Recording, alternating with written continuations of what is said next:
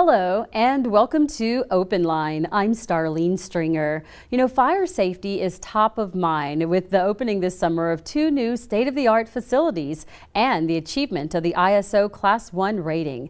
Chief Victor Conley joins us for this edition of Open Line to talk about these new developments. Thank you for being here, Chief. Welcome. You're welcome, Starlene. Thanks for inviting me. You are most definitely welcome. We are delighted to have you, and I just want to start with it right off the top. First of all, congratulations for that ISO rating, and then I want you to tell people who it's actually conferred by and what the significance of it really is. Yeah, we're really excited about the ISO 1 designation. It was a long, hard-fought battle, and we actually have to work with state representatives, regional representatives, and federal. With ISO stands for Insurance Services Offices, and on a scale of 1 to 10, they classify your community on fire protection, emergency communications, and water distribution. And the city of Irving, we were graded really high on water and emergency communication. Our fire department needed some work. Our government officials and community leaders stepped up, and with the two state-of-the-art facilities you were referencing, our training facility and new fire station and fifth ladder truck, we were able to reach the ISO 1 public protection classification. Wonderful. And so I have to ask you, what role did the fire department play actually in having this rating? It was a lot of work that went into it for you, right? Yes, it was. Basically, we had to work with our state officials. They came in about 2.5 years ago, and they graded the city, and we were a public protection classification 2. And I asked for a 24 to 30 month grace period to get some things put in place so we could potentially hit an ISO rating of 1. And they granted that. And the State Fire Marshal's Office reached out to our federal partners, and once we completed these projects, we brought them back in, and they gave us a thumbs up and gave us the ISO 1 rating. And basically what that means for our community, for the fire department, it basically means we have more resources to better serve our community. I mean, that's just the bottom line. For our community, however, our citizens, residents, and businesses will see a small reduction in their insurance rate. However, the biggest tool with an ISO 1 rating is our economic development. With our Chamber of Commerce's, our economic development departments in the city, they're able to use the ISO 1 rating to bring in other corporations into our community to keep taxes low for our citizens. So it's a win-win for everybody to reach the ISO 1 rating, and it's very competitive in the Metroplex. There's probably more ISO 1 rated cities in the Metroplex, and this is strictly a guess, but I think probably more than anywhere in the United States. But this is where all the action is taking place right now, so it's very competitive out there, and any tool that we can give the Chamber and our city leaders to bring in corporate partners, that's what we want to do. So wonderful. So I want to kind of switch topics here a little bit and talk about you partnering up with our neighbors to the south on a new training facility. Yes. Tell us about that. Well, that was very exciting. Years ago, 1999, I'll go back to 1999, the citizens of Irving voted to pass bond dollar capability to build a training facility. And as time went on, we didn't have enough money. So when it came time to say, okay, let's build this structure, there just wasn't enough dollars there. And so Chief Fight, the fire chief over in Grand Prairie, and I got to talking one day, and we thought, well, it'd be nice to share this complex because you don't use it every day of the year. And to build a partner with another city, we get full use of the facility, but only cost our taxpayers 50% of the overall cost. So we got together, and then we brought our city managers in, and it just kind of snowballed from there. And it worked out to be a great facility. It's great for Grand Prairie, it's great for Irving, and it's great for our citizens. We've saved the money. It was also a component of us reaching that ISO 1. So it looks very nice. We're looking at some video of it right now. Can you tell us about some of the features of the new training facility? Yeah, so what you see right now is the drill facility, and there's like 3 separate burn rooms. We can get the temperatures up to what firefighters are used to fighting in a structure fire. And then also we can work on rescue of firefighters. That is our combat challenge stairs. So we actually have our firefighter task tests annually. We have to make sure our firefighters stay in shape and they're able to do the job. And they're doing a walkthrough now on the outside staircase to each floor. It's a 5-story building, and that right there is a trench rescue prop. It's actually about 10 foot deep underneath those grates. There's some flames of one of our heat rooms. And we got a lot of attention on this. We're able to do high angle rescues with our rope team. We're able to do low angle rescues. We got confined space prop at this facility where if people get stuck in storm drains or wherever, we can rescue them. That's actually an elevator shaft within the drill facility. Oh, wow. So it has numerous props throughout this drill facility. One side looks like a residential, another side like a multifamily dwelling, another side looks like a commercial structure. There's a burn prop showing a kitchen. There's the background of one of them working on the first floor. We have a prop on the second and the third. That gives us some simulation of an attic fire. So we've designed this facility along with Grand Prairie to meet our needs in both cities. Wonderful. It was really nice to see that. And I was going to say, you know, how do we actually benefit from that as residents? But you described how, first of all, you're saving money because the Grand Prairie residents are paying part and Irving residents are paying part. And then all the firefighters benefit from it. So absolutely, the training itself, we got to see some of the video in the different rooms. It seems like you've thought of everything when y'all put it together. Well, you know how technology is. Every time you get something, something new comes along. But at this moment, we've got all the latest high technology in this facility, all the safety precautions to protect our firefighters as they go into these burn props or safety switches throughout. So yeah, it's a win for our firefighters because they don't fight as many fires as we used to, and that's good. That's kudos to our prevention department because they've done a really good job educating the community on how to prevent fires. But usually when they happen with the new construction, a lot of glue and oil products in our furnishings, they're actually more dangerous than they used to be. And that's why it's paramount that we train our firefighters to see the signs and symptoms of a building that might collapse, the heat to expect within these buildings. So it's a good facility for both cities, and once again, it's a win-win because it helped us get the ISO 1 rating. It helps us keep all of our, you know, we're not just fire suppression. That's what a lot of people find, that we have not only fire suppression and EMS, but we have a technical rescue team that can do high angle rope rescue, low angle rope rescue, confined space, trench rescues, structure collapse. We're part of a regional response team, and we can be deployed throughout the state of Texas if the emergency management coordinator deems so necessary. So we're really a multi-hazard mitigation department rather than just a fire department. Well, speaking of which, I understand y'all had a special training for FEMA in Maryland this summer, right? We did. July the 9th, the city manager got most of the department directors together, and FEMA in Emmitsburg, Maryland has a National Fire Academy. I've attended it 6 or 7 times. There's a picture of it right there, and we actually operated what they call EOC, or Emergency Operations Center. So when you have something like a natural or man-made disaster, a tornado, our city directors will come together, and everybody's a team player, and you got a certain spoke in the wheel that you have to take care of to make the whole thing turn properly. And our different departments learn what some of these aspects are that they're not exposed to on a regular basis. So it's really good training, and it was put on by the federal government, so they paid the majority of the cost through a grant program, so it benefited our city, and we're able to help other cities if the need arises. Yeah. So did you personally get to attend that FEMA training also? I did. I went 1 week during this Emergency Operations Center, and then I returned a week later for my 4th year of my Executive Fire Officer program at that facility. So I've gotten a lot of training at this facility, and it was put together back in the early 70s during the Nixon administration when they identified fire prevention as a huge component that America needed to reduce fires, and so they train executive fire officers from all over the country. So they teach us and our kids like duck and cover, but then y'all have been taught everything else we need to do after that if we ever have to deal with a hopefully tornado so, or disaster. yes. Well, we hope so too. Well, congratulations. I understand there's a brand new fire station. There are 2 opening in Irving, but one actually opened today. Absolutely. Where is it located? It's located on 635 at Olympus on the south side of 635. And it's strategically located. And this is something that a lot of our citizens don't realize, that the fire department, we have to strategically locate our stations within 5 minutes of everywhere. Not only is it a national fire protection standard to be able to respond within 5 minutes, but most of your structures, when they catch on fire, we try to get there within 5 minutes to keep it from getting into the members of the structure to prevent collapse.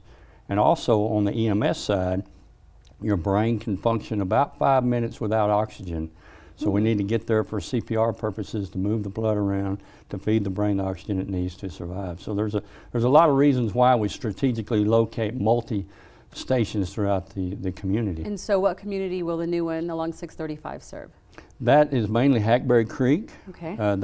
They were outside of our NFPA standard of response time of 4 minutes for our first engine.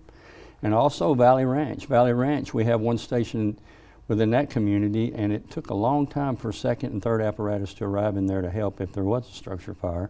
So with Station 12, where it's located, they can hit the egress onto the service road of 635. They can hit the Olympus and go right straight across into the businesses and down into Valley Ranch, or continue down 635 into La Villita, or they can go around the station and go into Hackberry Creek. It's a perfect location for that station, and they're going to serve several communities to make our city safer.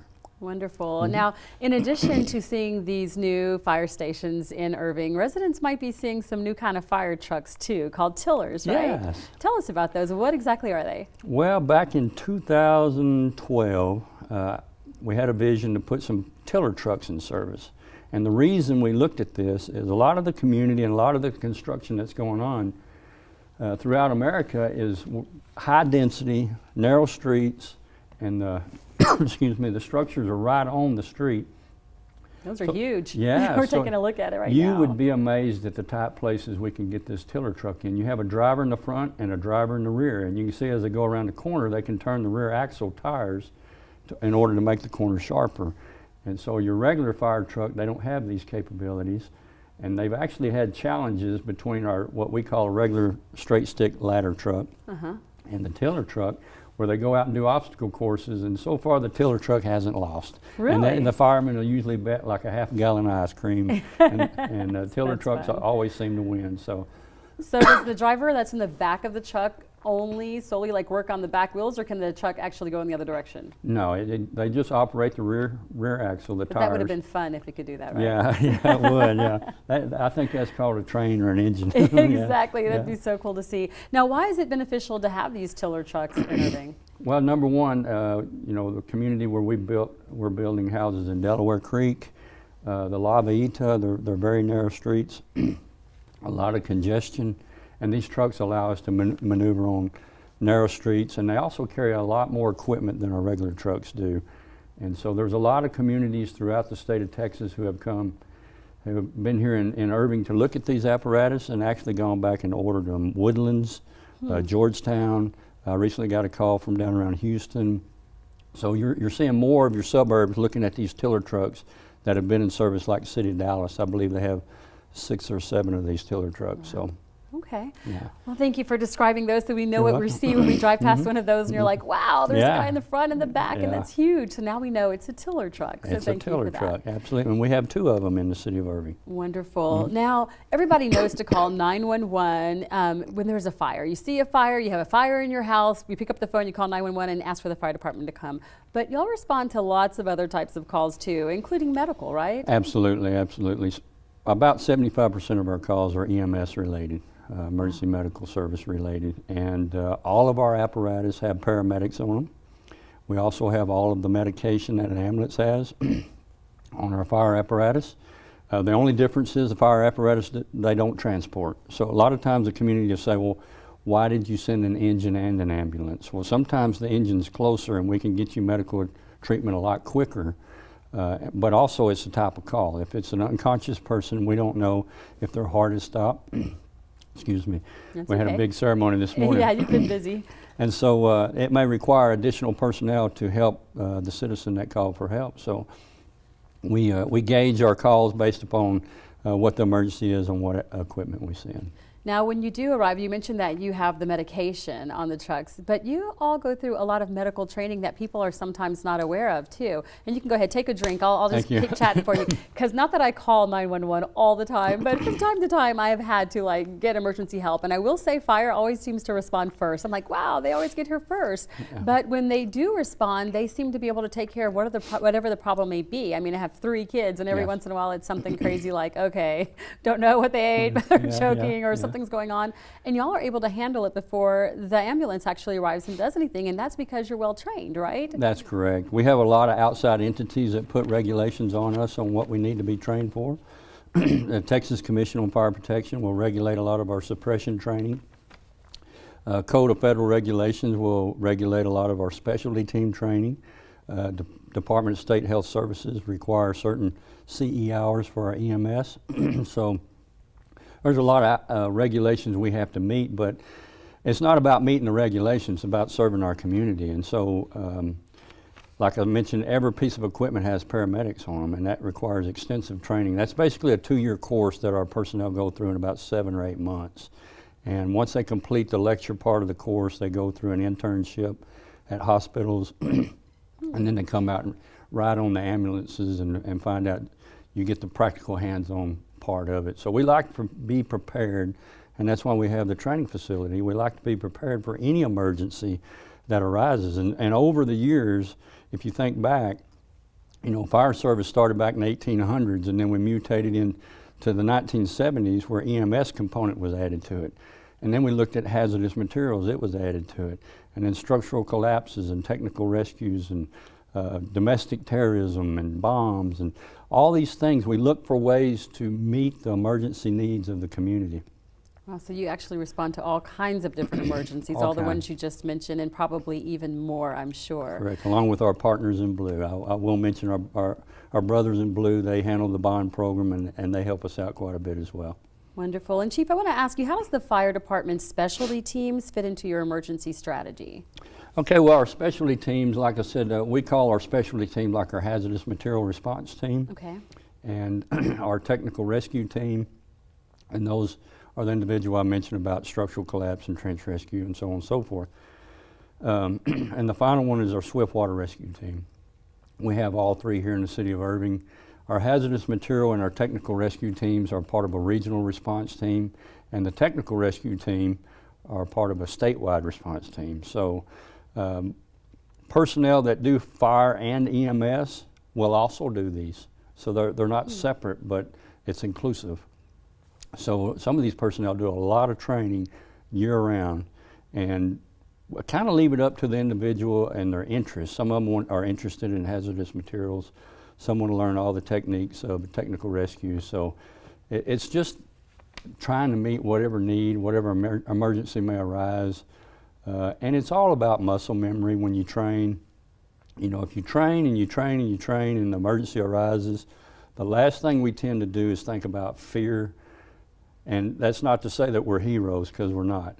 But we train so much that when the emergency arises, our knowledge and our practical hands-on application throughout the months and years ahead of that kicks in, and we don't think about fear, we think about what we need to do.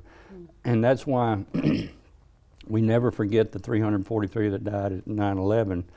They had certain jobs to do. A high-rise had never collapsed like that before. So people were like, why did they run in? That was their job. It wasn't their job to die. That's not their job. But those things do happen from time to time. So, I'm sorry. That's okay. I know you've been talking a lot. It's perfectly fine. I'm asking you a lot of questions. And I know that y'all really encourage the fire department and community to get involved. Yes. And one way they can do that is through the Fire Department Citizens Academy, right? Correct. And so what is that, the Citizens Fire Academy? Is it something where they actually get to go on these calls with you? Well, not exactly, but we bring citizens in that are interested in learning more about their fire department. It's about a 9-week program. I think we're on class number 31. We do 2 a year. And here's some of the things that they learn during class. They actually put on some of our gear. They learn about all the different disciplines and aspects of the department. And once they graduate, they have the opportunity of joining our Citizens Fire Academy alumni. And now the alumni, we started a program about a year ago where we call it the 1925 Canteen, and that's when the Irving Fire Department has been designated to have started, was 1925. And these individuals come out and they bring the firefighters water or cool towels or something to eat or a cup of coffee in the middle of the night. And we really appreciate our Citizen Fire Academy alumni. And we're able to use an old ambulance, and we transfer transferred that into a canteen to help our firefighters. And there are certain requirements according to our National Fire Protection Association standards where we need to rehabilitate. And so they help us rehabilitate. And so these individuals that you see on the TV screen here are going through the academy and learning all the different parts of their fire department. And so what's the requirement if you watch this and you say, man, I want to do that, I want to learn what it's like? And is it a certain age? It could be some kid who's inspired by watching this that says, one day I want to be a fireman too.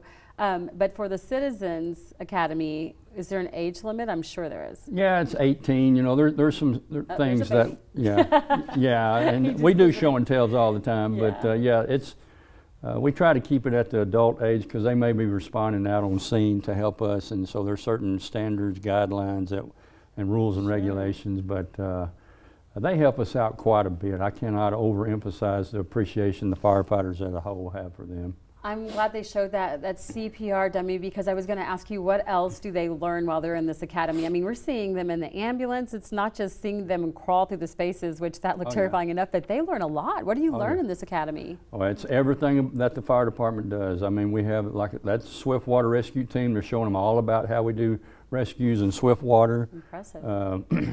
You saw the suits, encapsulated suits. That's our hazardous material team. You saw them rappelling off a building. That's part of our technical rescue team. They actually, now that we have a drill, they'll get to feel some of the heat in that drill tower.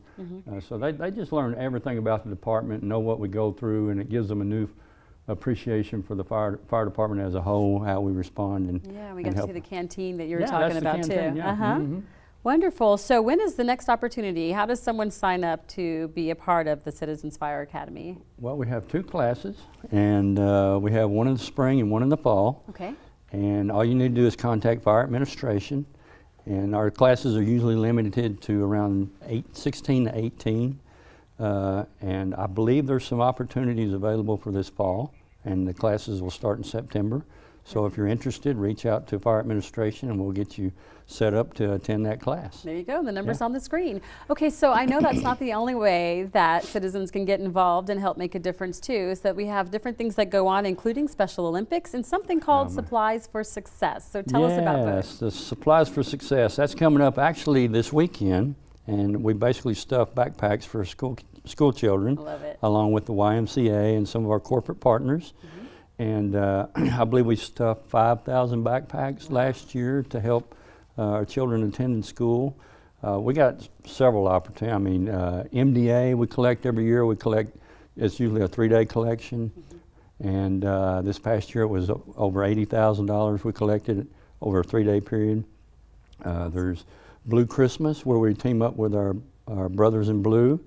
And every year there's corporate partners that help us with sponsoring through cash donations, and then we do Pancake with Santa Claus. We also do breast cancer awareness and raising money for American Heart Association and diabetes, burn camp. I mean, the list just goes on and on. The firefighters are always looking for a way to give back. We're very appreciative of the career that we have, and we're service-minded and service-hearted. So we're always looking for some way to give back to the community and to help our fellow citizens. You'll do a wonderful job at doing so. Thank so you. I know Special Olympics is one that you do as well. What do you do with the Special Olympics or for the Special Olympics? Yeah, so Special Olympics, we have a tip a firefighter, and one of our local restaurants have teamed up with us, Cheddar's, to allow firefighters to go in and serve, and then the clientele will tip the firefighters, and that money goes towards Special Olympics. And then the Special Olympics, they come to Arlington every Memorial Day weekend, and they have their track and field events, and so the firefighters turn out and run the medical.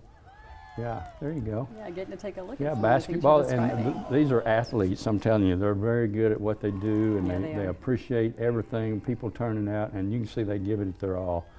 And we run the medical tent for anybody that gets hurt, whether a competitor or somebody just there watching family members or whatever. So yeah, that's another one of our kind of signature programs. We enjoy that. Oh, wonderful. It looks like it's enjoyable for sure. Yeah. Now, I want to go back and talk a bit about fires again, because Okay. we know that people are watching right now and they all hope and pray they don't have any No. fires at their homes or their offices. But if someone does, what's some tips or advice you can give to those? What should you do immediately when you see a fire in your home? Do you right away call 911? Absolutely, Yeah. absolutely. And you know, this day of cell phones, people want to take pictures, but somebody needs to call us so we Don't can get take there. a selfie while your house is burning Yeah, down, so right? so the rule is call 911 and then you can start taking pictures, you know. So it's amazing how many times people will sit there and they'll video and they'll take pictures and think somebody else has called.